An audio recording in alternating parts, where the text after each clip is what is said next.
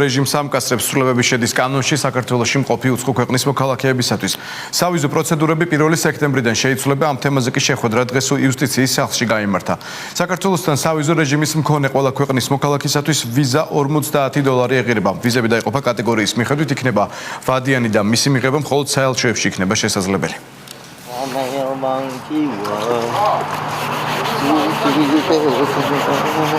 ეს თბილისში ერთ-ერთი ცნობილი ავტომომსახურების ცენტრია, რომელსაც ჩინელების პროფილაქტიკის სახელით იცნობენ. ლუიეპო საქართველოში იური. ის ავტოსერვისის სფეროში რამდენიმე წელია მოღვაწეობს. ჩინეთის ერთ-ერთი პროვინციიდან საქართველოში 3 წლის წინ ლეგალურად ჩამოვიდა.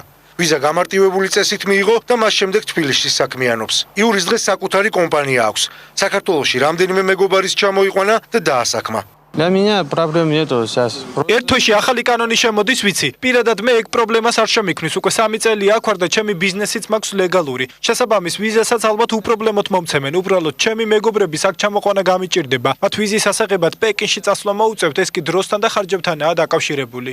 იურის და მის მეგობრებს მალე ვიზები დასჭირდებათ. თანაც სპეციალური სამუშაო კატეგორიის. უცხოელთა და მოქალაქეობის არ მქონე პირთა სამართლებრივი სტატუსის შესახებ კანონში ცვლილებები და სპეციალურ შეხვედრაზე განიხილეს. რეგულაცია 1 სექტემბრიდან ამოქმედდება. სექტემბრიდან ქვეყანაში ვიზის გარეშე შემოსვლა 94 ქვეყნის მოქალაქეს შეეძლება. უვიზო მიმოსვლა 24 ქვეყანასთან გაუქმდა. ის ქვეყნები, ვინც ვერ მოხვდა უვიზო ქვეყნების სიაში, დიდად არ გამოირჩეოდნენ არც ტურისტული აქტიურობით და არც ასე ვთქვათ, ორმხრივი შემოხვედრი ნაბიჯებით, როდესაც ჩვენ მათ შევთავაზეთ საქართველოს მოქალაქეებისათვის ასევე გაემართებებინათ ან გაეუქმებინათ სავიზო რეჟიმი. საქართველოში დღემდე ლიბერალური საიმიგრაციო პოლიტიკა მოქმედებდა.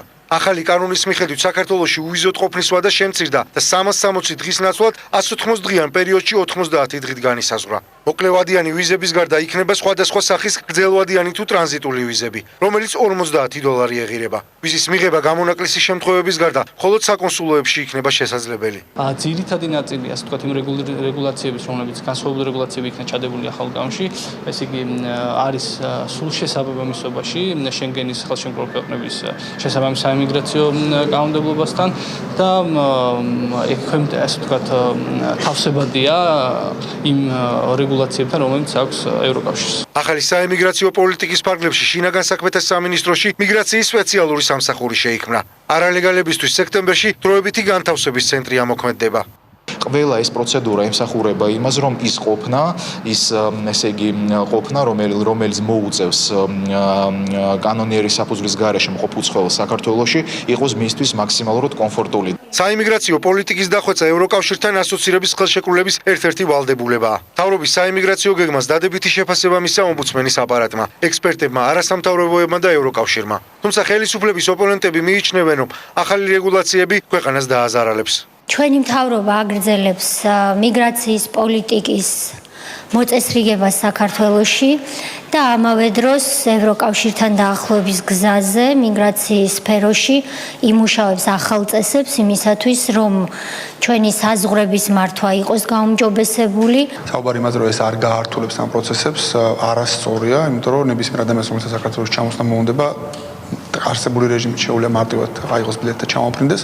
შემთხვევაში უნდა მიმართოს საქართველოს საკონსულოს, უნდა გაეროს გარკვეული პროცედურები, გადაიხადოს გარკვეული თანხა და მხოლოდ ამის შემდეგ აიღებს ვიზას. ლუიეპო ბიზნესის გაფართოებას და ახლის წამოწყებასაც გეგმავს. თუმცა უკვე 1 სექტემბრიდან მას ამისთვის სპეციალური ვიზა დასჭირდა.